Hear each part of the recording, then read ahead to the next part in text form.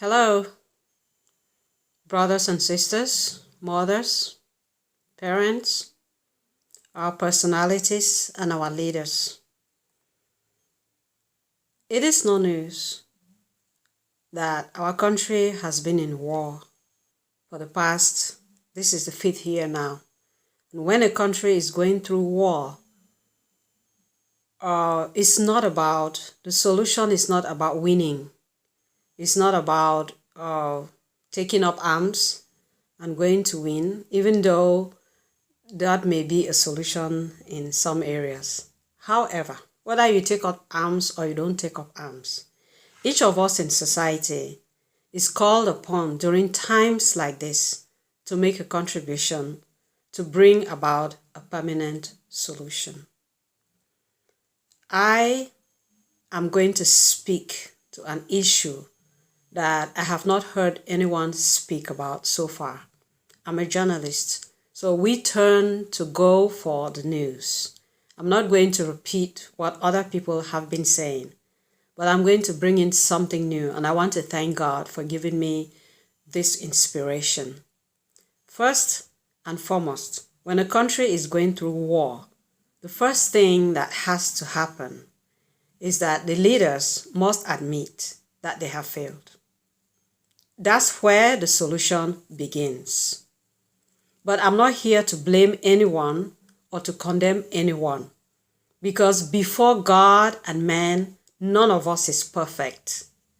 And sometimes we have overwhelming circumstances that do not come from our heart, but they come from the external. However, we have to be able to brace up ourselves, to come up higher, to be able to provide a solution to the problem. And what am I talking about this evening? I want to talk about leisure, rest, pleasure, and entertainment. A lot of our leaders, we know them because some of them are our family members. We saw them in their youth, growing up, going to school, studying very hard, having really good ambitions to be able to work, not just to earn the money, but to have positive impact in society. And the conditions for study and working in our country, a country like mine, are extremely difficult because even the basics you may not have access to the basics, which is what? Electricity, water, good roads. You may not. So it's a very strenuous process in trying to become somebody in society. And I will tell you, by the time that many of these, and I'm emphasizing on men because they are the majority in power, by the time that these men finally make it to completing their studies, getting their diplomas, they are so emotionally sapped. They are so exhausted that they are just gasping for breath and looking for an opportunity to it's like, oof, finally I made it. And that's a very, very critical point in their lives. It is the moment of the highest temptation. And I'm sorry to acknowledge that a majority of them have not been able to overcome that temptation. They fell headlong into it. What are some of the things they did? They began keeping bad company. They started eating some kinds of food or going on a life of feasting while their neighbors and other vulnerable people in society are in hunger, as if to say, you know what? I have joined the club of the people who are able and they are powerful and they are something in society. So good luck to the rest of you. I worked hard for this and I earned this. So here we come. This is a crack in the wall of the cohesion that society is supposed to have. From wanting to give so much to yourself, to praise yourself for what you have done, telling yourself it is a well-deserved moment to enjoy yourself, they choose the wrong type of enjoyment. They start to drink intoxicating drinks. They want to be in the club of people who are drinking the wines, the good wines, and the whiskeys and intoxicating drinks, which most of it, they are very expensive because they are imported. They are not even homemade.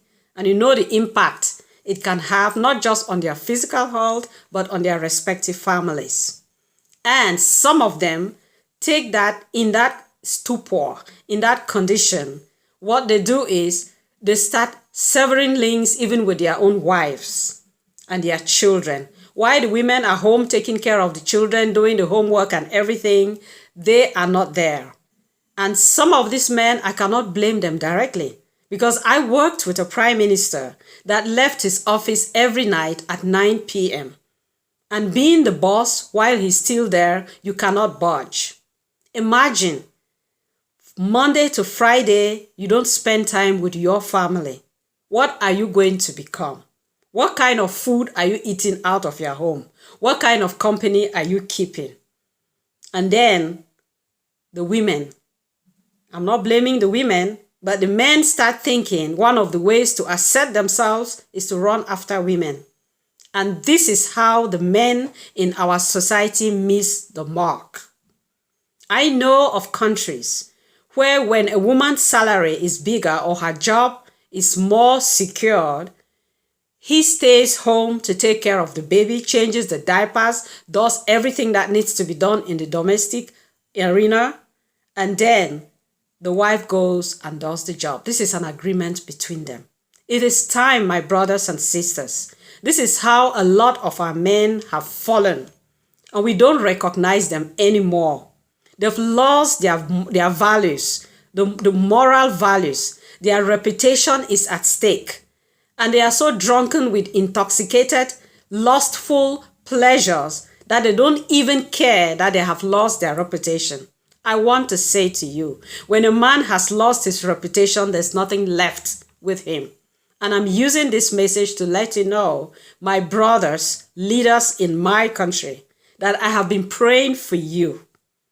But it was time for me, as the Lord gives me this message to give to you, this evening, this morning, whenever you receive it. Please check out your lives.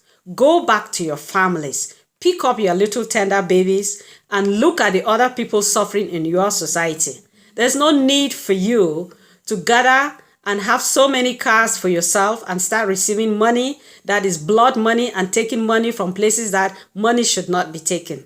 This is taxpayers' money and it belongs to all of us. When you would be staying focused, at a time when you come from a society like this, you need to spend a lot more time helping other people and then setting your eyes on the goal, on the objectives that you set out to have. And then the Lord himself will come in and bless you.